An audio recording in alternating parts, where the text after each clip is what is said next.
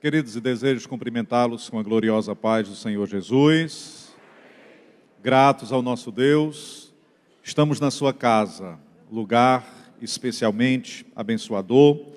E eu não tenho dúvidas de que mesmo os que estão cansados, vão sair desse lugar cheios da alegria de Deus. A palavra de Deus nos diz que na presença de Deus a tristeza tem que aprender a dançar, né, irmãos? Ela salta de alegria. E nós cremos piamente que o nosso Deus tem para nós uma palavra viva, uma palavra proveniente da Escritura Sagrada. Nós fizemos menção de um texto, o nosso pastor leu, e esse texto ele é amplamente conhecido de todos nós. Vamos começar a pensar, a partir desse texto, sobre um dos temas que são centrais na Escritura Sagrada. Pensar sobre o princípio da paternidade. E quem de nós nunca recitou, leu, decorou o Pai Nosso? E quando a gente pensa sobre o Pai Nosso, nós estamos pensando sobre uma das orações mais conhecidas dos muitos ismos, das muitas religiões. O Pai Nosso é uma religião central. Mas dentro daquilo que Jesus nos ensinou a orar, existem princípios que nós precisamos parar, nos deter e compreender a profundidade desses princípios. E hoje eu gostaria de parar um pouco para pensar sobre o primeiro versículo do Pai Nosso. Mais precisamente sobre a primeira palavra. Quando a gente pensa sobre um Deus que é Pai, Jesus nos ensina a orar dizendo que Ele é Pai, mas não apenas Pai, Ele é um Pai nosso, não é o meu Pai. É um Pai em coletividade. Portanto, eu encontro Deus no outro. Eu encontro esse Pai na minha comunhão e na minha convivência com o outro. Por quê? Porque esse Pai é nosso Pai. Então eu já começo orando e dizendo, eu encontro Deus no outro. Então Deus pode ser encontrado no outro. Mas esse Deus que pode ser encontrado no outro também pode ser encontrado para além de mim, para fora de mim. Ele está no céu. Então ele está no outro, mas também no céu. E o que é mais interessante é que no primeiro versículo, Jesus conclui esse versículo dizendo que nós precisamos orar, dizendo, santificado seja o teu nome. Ora, irmãos, o nome de Deus já é santificado amplamente. E por que orar pedindo para que o nome dele seja santificado? Quando oramos pedindo para que o nome de Deus seja santificado, nós estamos apresentando a nossa vida como lugar da santificação do nome de Deus. Eu desejo, Senhor, que o teu nome seja santificado na minha vida. Que as minhas decisões, que as minhas escolhas glorifiquem o teu nome e que aquelas pessoas que convivem comigo, ao observar as minhas decisões, glorificarão o teu nome. Portanto, eu encontro Deus no outro, eu encontro Deus fora de mim e eu encontro Deus dentro em mim. Mas isso são páginas para o próximo capítulo, Hoje nós vamos falar sobre Pai. Único e exclusivamente sobre o ato de se aproximar de Deus, compreendendo Deus como alguém que é Pai. A paternidade de Deus é um dos princípios mais belos da Escritura Sagrada. O corpus teológico de Paulo constrói essa ideia de que nós não estamos apenas nos relacionando com um Deus Senhor, mas estamos nos relacionando com um Deus que é Pai. Agostinho disse que Jesus, em suma, no seu ministério, veio para que nós pudéssemos chamar o seu Pai de nosso Pai. Então, o princípio para Agostinho máximo dos feitos do Mestre, da vida e do ministério de Jesus, foi para que nós pudéssemos, nesta noite, chamar o Pai que é Pai de nosso Senhor e Salvador, Jesus Cristo, do nosso bendito Pai. Então Jesus ensina aos discípulos uma oração, e à medida que você vai lendo a oração do Pai Nosso, você vai percebendo que esta oração ela é completa de responsabilidades, de orientações. Porque enquanto os mestres do primeiro século ensinavam seus discípulos sobre como cumprir regras e normas, Jesus ensina aos seus discípulos como viver. A oração de Jesus é uma oração que nos convida à vida. E para que nós tenhamos vida, a gente precisa viver a partir de uma experiência de relacionamento saudável com o Pai. Por isso ele inicia a oração dizendo que nós devemos nos aproximar de Deus, o chamando de Abba. A palavra Abba é a primeira expressão dita por um bebê. Abba, Abba, Abba. No grego, essa expressão, ela é a primeira fala de um bebê. Então, quando eu me dirijo ao Pai, no grego, eu uso a expressão Abba. No entanto, se eu estiver em um ambiente social, fora do ambiente da intimidade, e se eu vou me dirigir ao meu Pai, eu tenho que utilizar a expressão Kyrie, que significa Senhor. Logo, nos espaços de intimidade, eu me relaciono com um Pai na perspectiva do Abba, de uma criança que balbucia as primeiras palavras e que tem consciência de que o Pai está presente e potente, com presença poderosa e portentosa para cuidar das nossas vidas. Mas se eu estou no ambiente social ou fora do ambiente íntimo, eu preciso me dirigir a partir de um lugar de respeito e chamá-lo de Senhor. Ora, se eu compreendo que Deus é o meu Senhor, eu me sinto honrado. Agora, se eu compreendo que Deus é o meu Pai, eu me sinto amado. E talvez uma das maiores rupturas na vida seja o fato de nós passarmos 20, 30 anos na igreja, sem compreender que nós somos alvos do amor de um Pai que é cuidadoso e abençoador. Se perceber amado por Deus é a dinâmica mais poderosa de uma vida em transformação, de uma vida regenerada que busca viver em glória, de glória em glória e todos os dias alcançar mais do Pai. Se nós não compreendermos que somos alvos do amor do Pai, nós desenvolveremos uma mentalidade de órfão. Viver orfandade é viver situações limítrofes, situações limitadoras. É não conseguir cumprir, perceber e alcançar tudo aquilo que Deus tem estabelecido para as nossas vidas. Portanto, à guisa de introdução, eu gostaria de comunicar ao querido corpo de Cristo, à igreja do Senhor, que nós, enquanto discípulos do Mestre, precisamos compreender essa nossa relação com o Pai. Não é uma relação de um Senhor que se alia ao servo e define regras, deveres e direitos. É a relação de um Pai que ama, que cuida, que conhece, que ampara e que guarda. Ou nós estabeleceremos na nossa relação com a vida e na nossa relação com Deus, uma relação de orfandade. E aí eu gostaria de citar alguns fatores que descrevem se nós estamos ou não, de alguma forma, afetados pelo espírito de orfandade.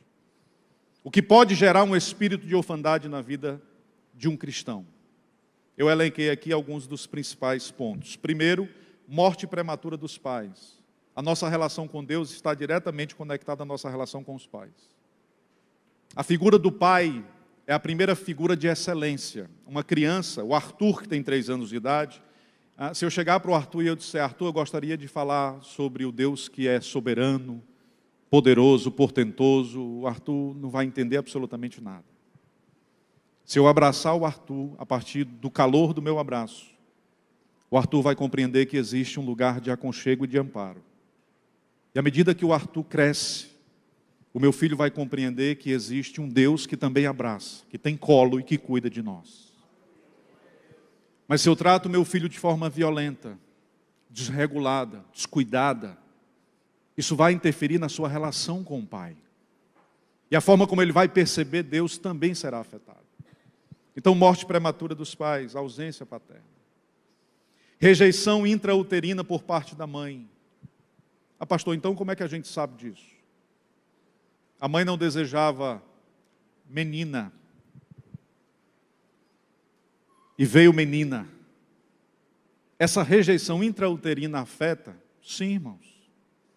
Existem amplos estudos que as nossas questões emocionais estão diretamente afetadas a rejeições que nós sequer lembramos. Está lá no inconsciente, resguardado no ambiente, no arquivo de memória que é quase inacessível. Mas o sentimento de orfandade está presente, porque nós sofremos rejeição muito antes de nascer. Abandono pelos pais legítimos, ter passado por um processo de adoção. Mas eu tenho pais que me adotaram e que são pais que preenchem todas. Você sempre tem uma indagação e uma pergunta do porquê que você não foi educado pelos seus pais biológicos. Sempre. Espírito de orfandade. Sentir-se preterido ou esquecido no ambiente familiar. Ter sido concebido fora da legitimidade do casamento. Sofrer uma grave decepção com os pais. Ter pais adotivos repressores ou passar por uma descoberta de adoção de forma traumática e tardia. São esses alguns elementos que definem um espírito de orfandade que muitas vezes acompanha a pessoa durante toda a trajetória de sua vida. Lucas 15 é um capítulo precioso, e eu tenho uma admiração profunda por esse capítulo. Eu sempre digo que é os achados e perdidos da Bíblia, né? Se você quiser achar alguma coisa na Bíblia, vai para Lucas 15. Conta lá a história de um pai que um filho foi embora, então perde um filho, de um pastor que tinha 100 ovelhas e perdeu uma ovelha, e de uma mulher que perdeu uma dracma. E nessa história do filho que vai embora, é uma pequena história, e talvez uma das mais extraordinárias histórias do Novo Testamento. É um menino que está num ambiente paternal, numa casa amparado, cuidado, nutrido e abençoado. Mas ele sente vazio existencial. Ele percebe que ele precisa viver experiências outras. E ele passa a se relacionar com o pai a partir dessa perspectiva dos direitos e dos deveres. Porque ele não compreende a sua relação com o pai, ele se aproxima do pai e diz: pai, para mim tanto faz o senhor viver como morrer. Quando o filho pede a herança antecipada do pai, ele está dizendo: para mim o senhor já morreu. Porque somente após a morte o pai deveria dar a herança. Mas quando o jovem filho se aproxima do pai e diz: eu quero a herança antecipada, ele está dizendo: para mim o senhor está morto. Porque ele se relaciona com o seu pai a partir da perspectiva de senhor e servo. O senhor existe para me dar herança. O senhor existe para me dar coisas. E eu preciso dessas coisas para existir. Não importa se você está vivo ou se você está morto. O curioso é que o pai não tinha obrigatoriedade de entregar a herança. Mas a Escritura conta que ele entregou a herança. O pai não tinha obrigação alguma de repartir com aquele filho a herança. Mas quando o pai pega parte da herança e entrega ao filho, ele está dizendo: esse ato é para confirmar para você, filhão, que você se relaciona comigo a partir dessa perspectiva do direito e do dever. Mas eu me relaciono contigo para além do dinheiro. Você sabe por que eu tenho liberdade para te dar o dinheiro? Porque você é meu filho. E o dinheiro não é problema. Portanto, toma a herança, filho. A herança está aí. Já que eu sou alguém que morreu para você, aí está a herança. Esse talvez seja um dos atos mais interessantes do Novo Testamento, das muitas histórias que Jesus contou. O pai entrega e confia ao filho e diz: a porta está ali aberta. Mas é preciso que você saiba que essa mesma porta que está aberta para você encarar os seus desafios e viver as suas experiências, ela vai permanecer aberta, se um dia você desejar voltar. É a porta que se abre, te convidando à maturidade de assumir os próprios riscos na vida. Está aí a porta aberta. Mas essa porta também será canal de esperança. E quando cansado você tiver que voltar, a porta não só vai estar aberta, o pai vai estar no alpendre, esperando. E diz a Bíblia que antes dele chegar na casa, ele estava só acessando a porteira da casa, a porteira da fazenda. Diz a Bíblia que o pai correu ao encontro dele, o abraçou e o encheu de beijos, Quando não compreendemos a paternidade de Deus e quando não nos sentimos amados, precisamos de uma herança para disfarçar o nosso sentimento de falta. Você sabe por que a gente deseja a herança? Porque nós não estamos compreendendo que a nossa verdadeira riqueza é a presença do Pai. Você sabe por que a gente precisa de herança? Porque nós não estamos nos relacionando com o Pai na dimensão filial. E como eu me relaciono com Deus, esperando que Deus faça as coisas para mim, eu não vou me sentir preenchido. Quando falta coisa, eu acesso esse Deus para que Ele me dê coisas, porque eu estou me relacionando com Deus, esperando que Deus cumpra a missão de me entregar as coisas que eu preciso. Mas quando eu me relaciono com Deus na perspectiva de um pai, as coisas vão faltar, a presença do meu pai será melhor do que qualquer ausência. E aí tudo começa a fazer sentido. Os pais do deserto, eles têm uma orientação interessante. Há uma escola de oração. O Henry Nouwen escreveu um livro sobre os pais do deserto, que são os orantes, né? E nesse livro ele conta que quando os pais do deserto recebiam os discípulos para aprender a oração, eles orientavam que todos os dias eles deveriam procurar um lugar silencioso, distante de tudo e de todos. E nesse lugar eles deveriam começar a oração com uma frase. E repetir algumas vezes esta frase. Eu achei bem interessante lendo isso. Ele disse que, no texto, que a orientação era a seguinte: você tem que chegar diante da presença de Deus e você tem que dizer: Senhor, eu estou aqui à espera de nada. Senhor, eu permaneço aqui à espera de nada. Senhor, eu não estou aqui por causa do que tu tens para me dar. Eu apenas estou aqui e espero que tu estejas também. É por causa do Pai e é por causa da presença do Pai que nós estamos aqui nesta noite. Se você veio aqui à espera de nada, você vai receber a boa presença do Pai.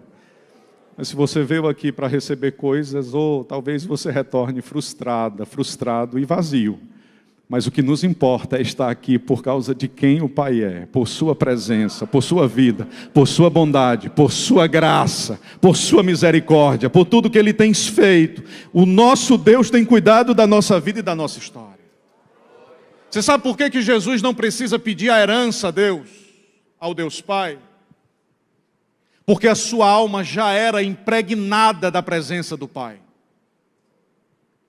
Jesus portava e carregava a presença do Pai de tal forma que quando o discípulo perguntou: mostra-nos o Pai, ele disse: você olha para mim, se você olhar, você vai ver o Pai, porque eu tenho a presença do Pai enquanto caminho. Jesus tinha tanto do Pai que ele não tinha necessidade de herança. O filho tem o Pai, o escravo tem a herança. E às vezes a única coisa que temos são coisas, são negócios, são direitos e deveres. E a Escritura nos conta que Deus deseja nos instruir a viver uma relação paterno-filial saudável. E compreender a partir da perspectiva de Pedro. Olha o que Pedro ensina para a gente na sua primeira carta, no capítulo 1, versículos 3 e 4. Bendito seja o Deus e Pai de nosso Senhor Jesus Cristo, que, segundo a sua grande misericórdia, nos gerou de novo para uma viva esperança. Pela ressurreição de Jesus Cristo dentre os mortos. Para quê? Para uma herança que não pode ser gastada, que não pode ser desperdiçada, com mulheres belas e cavalos ligeiros. Para uma herança que não tem relação com o monetário. Esta herança, ela é incorruptível, ela é incontaminável, ela não pode murchar, ela está guardada nos céus para nós. Quem deseja receber a herança eterna da presença do Pai, seja bendito o nome de Jesus para sempre. Então, alguém que desenvolve uma mentalidade de orfandade, alguém que se relaciona com Deus a partir dessa perspectiva das relações de direitos e deveres, não tem gratuidade. Não tem gratuidade. Tudo que você faz, você espera receber alguma coisa. Isso é mentalidade de escravo, mentalidade de órfão. Um pai vive a beleza da liberdade de apresentar-se ao filho e revelar-se ao filho. E o filho vive a beleza de conhecer o Pai todos os dias. E é nessa dinâmica que a Escritura Sagrada nos convida a caminhar com Deus. Em segundo lugar, você tem um problema quando nós desenvolvemos essa mentalidade de orfandade, que é um conflito dos desejos. Nós estamos sempre insatisfeitos. Nessa história você tem um filho jovem, que ele gasta tudo que tem, e a Escritura diz que depois que ele gasta tudo que tem, ele retorna para casa com o desejo de ser servo. Os irmãos lembram? Ele volta dizendo, eu sou filho, mas eu quero ser aceito como servo. Então tem um conflito dos desejos. Ele não sabe o que quer. É um filho desejando ser servo. Pai, não me aceite como filho, pois já não sou digno de ser chamado filho. Me aceita como servo. Mas na mesma história tem um filho mais velho que diz, eu sempre fiz tudo direito. Matriculado na escola bíblica dominical, assíduo nos cultos, dizimista e ofertante, cumpri todas as normas e regras. E o meu pai nunca me deu um bezerro para mim me alegrar com os meus amigos. E aí esse segundo filho é um filho que está lutando para ser filho. Ele não entende que já é filho. Ele é um filho com a mentalidade de servo, lutando para ser filho. Então tem um conflito de desejos. Nenhum dos dois filhos se relacionam com o pai na perspectiva da paternidade. Os dois se relacionam com o pai na perspectiva do Kyrie, do Senhor, das obrigações, das normas. Conflito. O ser humano é um ser de desejo, um ser desejante, um ser que sempre anela, que sempre espera, que sempre deseja mais. Tem um autor que eu gosto muito chamado André Comte Sponville, que ele diz que nós desejamos alcançar algo. Quando a gente alcança, esse algo deixa de ser interessante. E dias depois, você está frustrado querendo desejar algo maior.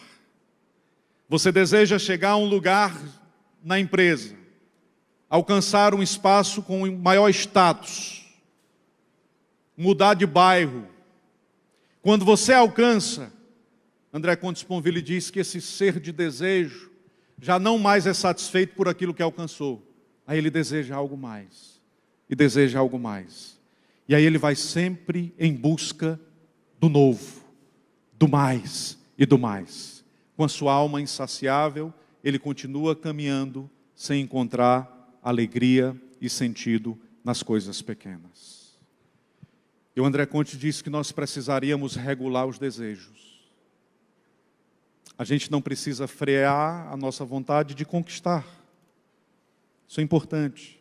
Resiliência, lutar, batalhar, pagar o preço necessário para você melhorar. Isso não tem problema, não há pecado nisso. A questão é que nós precisamos ter uma alma saciada em Deus. E nós teremos uma alma saciada em Deus quando a gente aprender a regular os nossos desejos. Quem se relaciona com o Pai e tem a sua alma saciada em Deus, conquistando ou não conquistando, estará satisfeito na presença de Deus. Porque é a presença do Pai, a bondade do Pai, a alegria do Pai, que sustém a nossa casa, que sustém a nossa vida e que sustenta a nossa família. Seja bendito o nome do Cristo de Deus para sempre.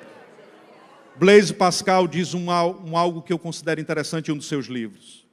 Toda a infelicidade humana provém de uma única coisa: nós não sabemos estar em um lugar em satisfação.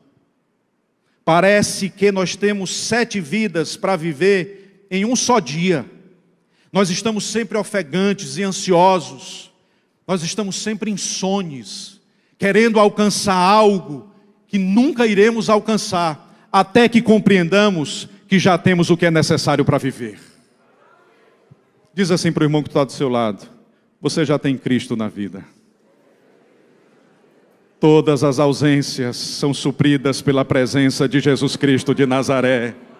Tu és rico, tu és herdeiro e co-herdeiro dos céus. Seja bendito o nome de Jesus. Há uma herança incorruptível, incontaminada. Bendito seja o nome do Cristo.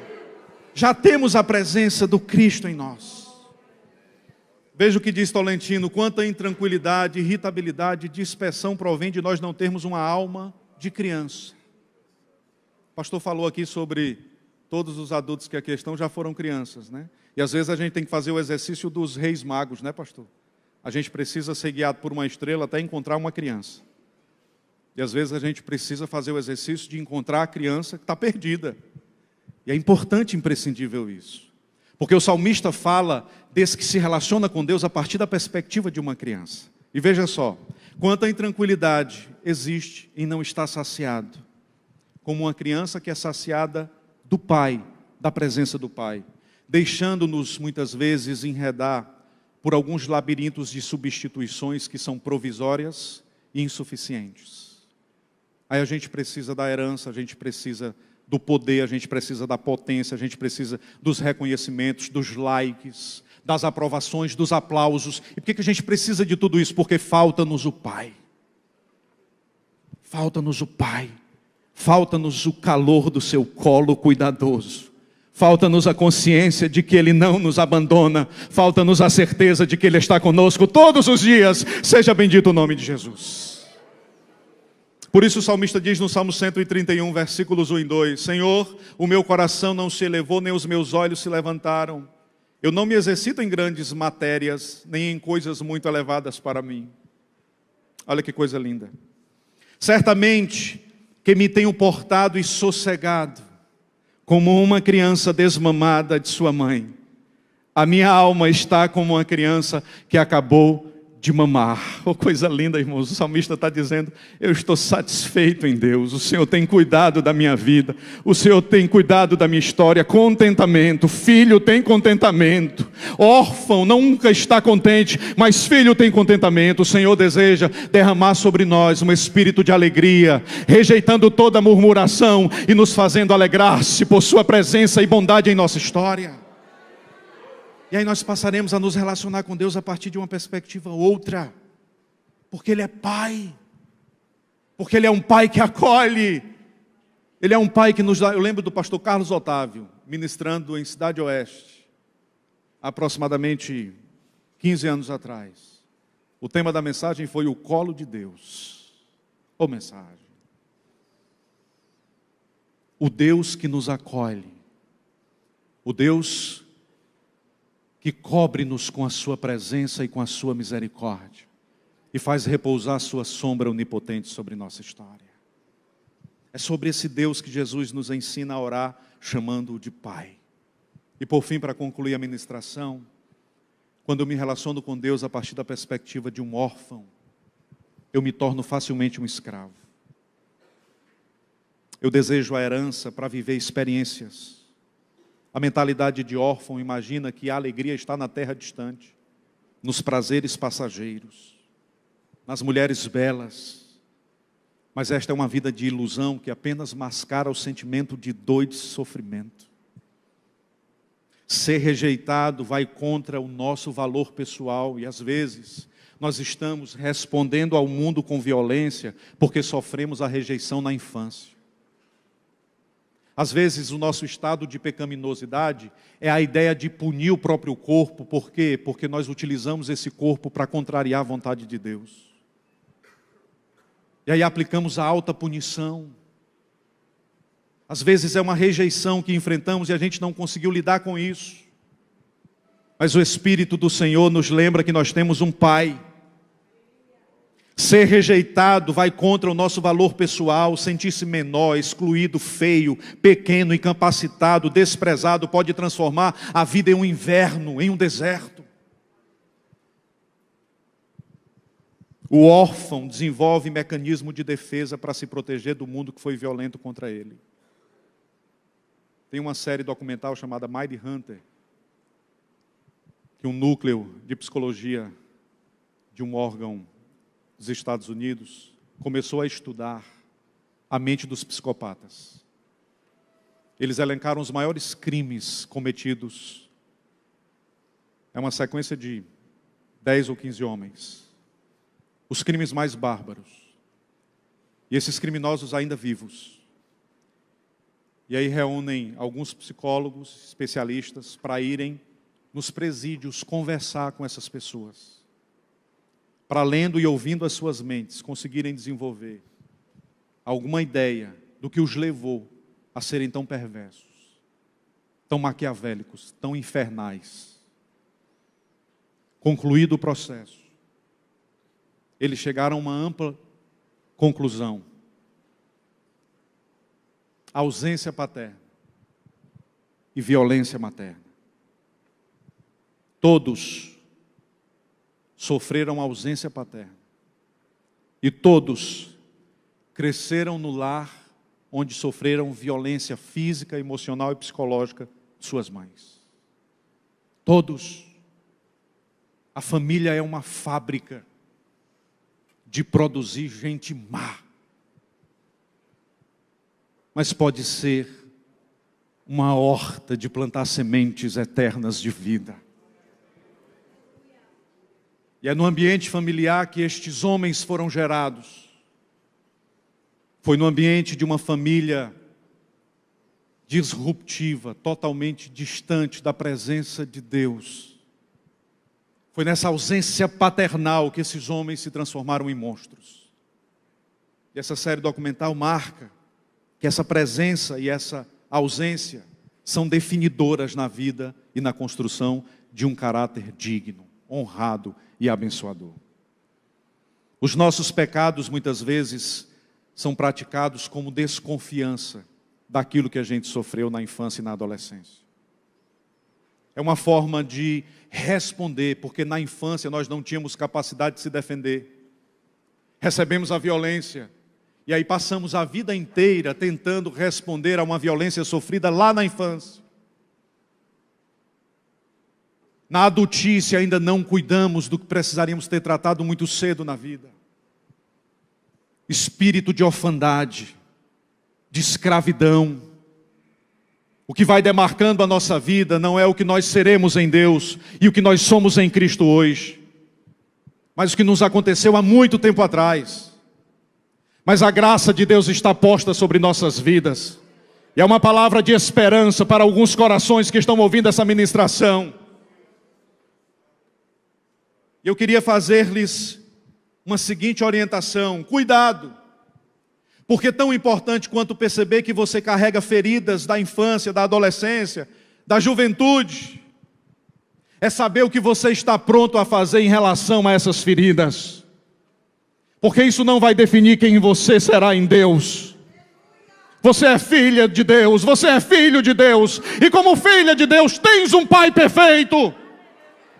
O senhor não tem ideia de quem foi o meu pai, eu sei quem é o teu pai. O teu pai é o pai de nosso Senhor e Salvador Jesus Cristo. Ele te ama, Ele cuida da tua vida e da tua história, e Ele deseja restaurar o teu casamento, restaurar todas as estruturas de destruição e de escravidão, de orfandade, e inspirar você a viver uma filiação. Não é fácil, irmãos. Esse é um ato cirúrgico que somente o Espírito de Deus pode fazer em nós. Mas eu creio profundamente que o Espírito de Deus é o primeiro interessado em restaurar as nossas vidas. O Espírito de Deus é o primeiro interessado em cuidar das nossas casas. O Winnicott diz que é muito ruim você correr sem ter os nossos pais ou responsáveis na arquibancada torcendo por nós. E tem gente aqui que teve que correr sozinho a vida toda. Mas o Espírito de Deus te trouxe hoje à noite aqui para dizer que não mais. Existe um colo. Existe um abraço. Existe um Deus que deseja restaurar a sua vida. E dizer para você que você não será definido ou definida pelo que te aconteceu lá. A gente não pode voltar lá e mudar o que aconteceu. Seria bom a gente poder fazer isso, né? De volta ao futuro ou ao passado, né? Então você retorna ao passado e você alterna algumas decisões que você tomou. Muda o coração do pai ou da mãe. Não é possível fazer isso. Então, se eu não posso mudar o passado e o que me aconteceu aqui, eu posso mudar em Cristo a forma como isso me afeta aqui. A forma como esse passado me guiou, me conduziu e me aprisionou. Não mais. Não mais. Porque Jesus nasceu para crescer, cresceu para viver, viveu para pregar, pregou para sofrer, sofreu para morrer, morreu para ressuscitar, ressuscitou para reinar e reina para sempre. Não mais. Não mais.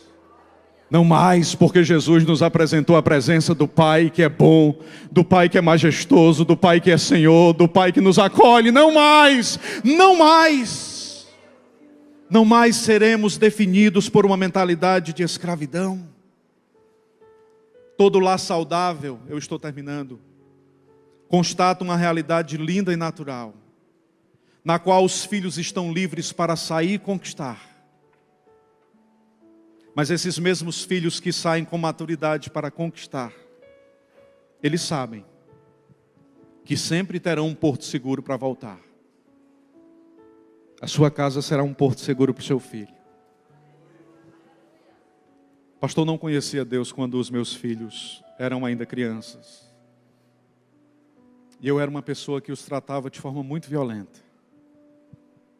E eu me sinto mal. Não se sinta. Porque você agora tem um pai que perdoa. E o seu filho conhece esse mesmo pai. E o seu filho sabe que você agora conhece esse pai. E todas as coisas são diferentes. Porque há um abraço de Deus e um cuidado de Deus. Porque há um pai, o filho chega treinando, ele vem ensaiando, né? Já não sou digno de ser chamado filho, já não sou digno de ser chamado filho. Aí quando ele chega, a Bíblia diz que o pai abraça. E a Bíblia diz que o pai começa a cobrir ele de beijo. Você consegue pensar que aquele menino estava maltrapilho e aos trapos? Você consegue pensar no quanto mal cheiroso estava aquela criança, aquele jovem? Quando retorna aos braços do pai, ele não se importa se ele está maltrapilho, mal cheiroso. Ele abraça. Charles Spurgeon diz que aquele filho recebeu o melhor peso que alguém pode levar nas costas, o peso de um abraço. Ô irmãos, essa é uma palavra a alguns corações que estão aqui. O Senhor vai trocar o teu fardo de dor e de angústia. E você vai sentir o peso do abraço do Pai nesta noite. Você vai sentir o calor do abraço do Pai nesta noite. Seja bendito o nome de Jesus para sempre. Eterno e soberano é o nosso Deus. Porque não recebestes o espírito de escravidão para outra vez estardes em temor, mas recebestes o espírito de adoção de filhos, pelo qual chamamos Abba Pai, Paizinho, Papai. Não é querer, é papai, é paizinho. Pastor, mas eu não sou formado em teologia. Você só precisa saber balbuciar.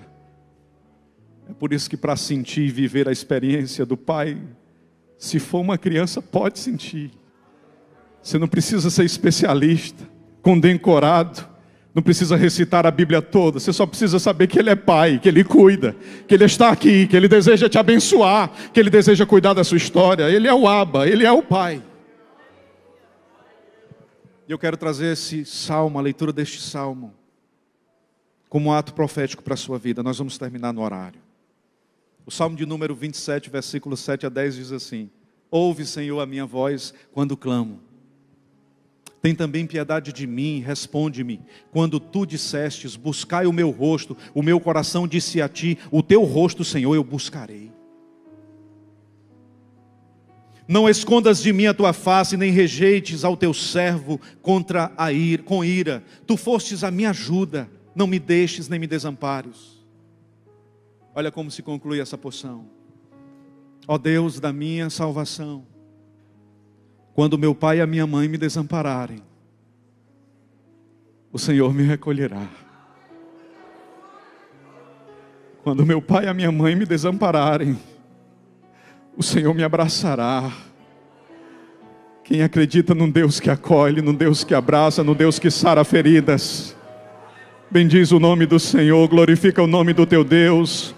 O peso do abraço do Pai está repousando sobre alguns ombros nesta noite. Sim, foi essa noite que o Senhor escolheu para dizer a você que você é amada, você é amado, você é filho. Seja bendito o nome do Senhor para sempre. Enaltecido e glorificado seja o nome do Senhor. E aí, queridos, a Escritura conta que o filho mais novo chega dizendo assim: Pai, pequei contra o céu e perante ti, já não sou digno de ser chamado filho. O mestre Rubem Alves, um poeta por excelência, Diz que quando esse filho chegou dizendo: pai, eu gastei tudo, o pai olhou para ele e disse assim: ó, o amor não sabe fazer contabilidade. O amor não conhece de matemática. Eu não acumulo débito. Aí o outro filho mais velho, você lembra dele? Escola dominical, primeiro aluno na faculdade, dizimista, caminha direitinho. Aí ele chega e diz: pai, faço tudo direito. Aí o pai olha para o filho mais velho e diz: o amor não faz contabilidade. Eu não acumulo crédito. O primeiro diz: eu tenho um débito. Ele diz: mas o amor não faz matemática. O outro diz: eu tenho um crédito, mas o amor não faz matemática. O amor só existe. Porque se o Pai necessitasse das nossas escolhas e dos nossos acertos para nos amar, nenhum de nós estaríamos aqui nesta noite. Ele está nos amando a despeito do que acertemos ou erremos. Ele está cuidando de nós, porque o seu amor não depende dos nossos acertos. Amém, irmãos? Faz sentido isso para os irmãos? Essa é uma palavra ao seu coração. O Pai não acumula crédito nem débito. Então, se você acha que você ora mais do que o irmão que está do seu lado, Deus não faz essa conta, não.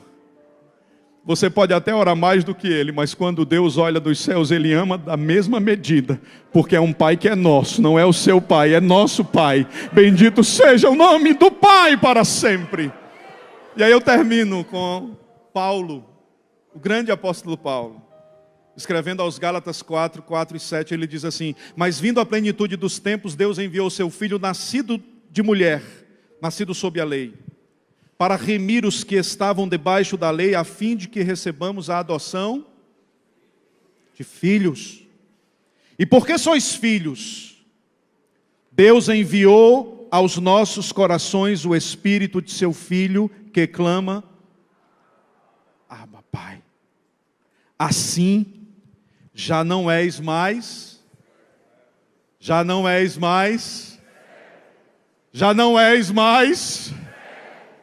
não a mentalidade de escravidão ou de orfandade, agora é filho. Olha que lindo, irmãos. Mas filhos, e se és filhos, você tem herança, não precisa de herança que passa, você já tem herança garantida, guardada no céu. Bendito seja o nome de Jesus. É sobre este princípio que o apóstolo Paulo está nos ensinando. E que sejamos conscientes da filiação. E que olhemos para o Pai como aquele que endereçou o seu amor por nós, enviando-nos o seu Filho para, concluindo com Agostinho novamente, Deus enviou Jesus para que nós pudéssemos chamar o seu Pai de nosso Pai. Quem é filho de Deus fica de pé em nome de Jesus.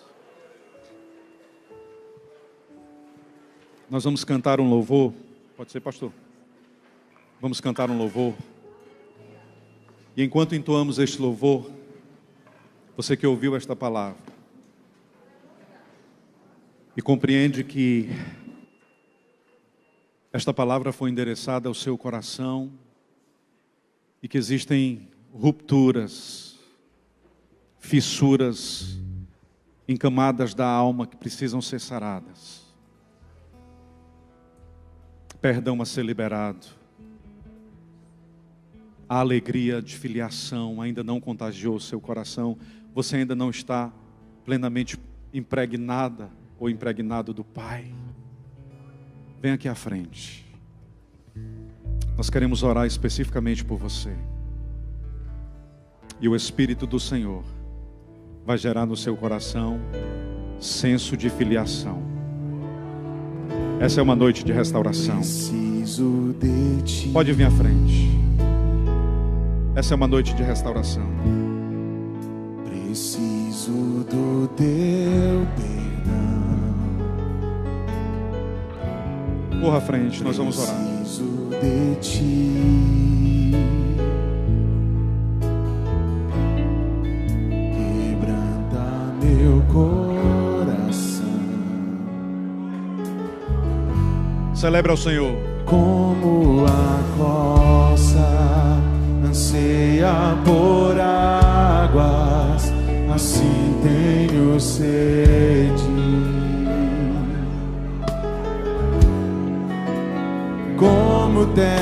seca, assim é minha alma, preciso de ti.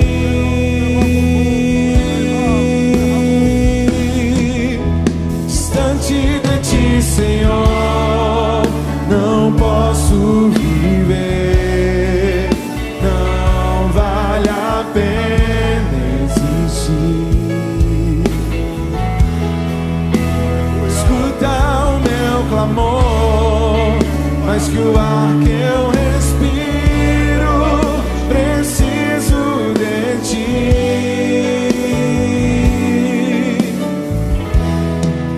Não posso esquecer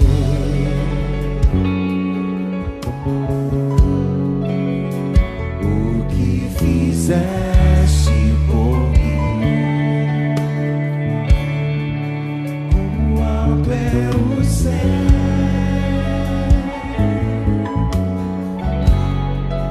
tua misericórdia é sem fim.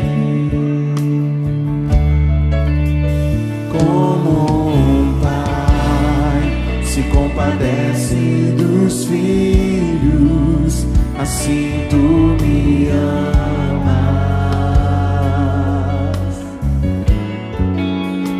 Afasta as minhas transgressões, preciso de ti.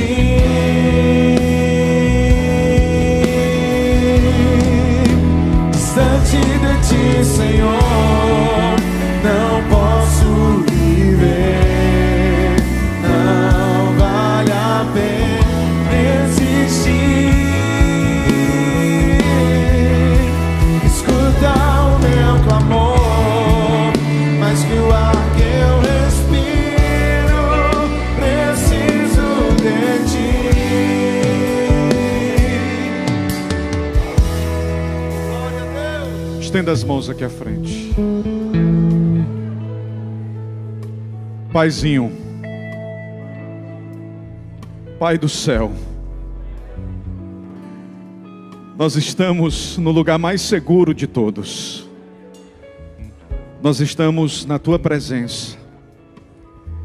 E nesse lugar a herança não é importante. Essa herança que perece não nos encanta o coração. O que nos encanta é a tua presença, Pai. E nós queremos te orar, rogando que todo espírito de orfandade, todo espírito de escravidão, todo espírito serviçal, seja removido agora.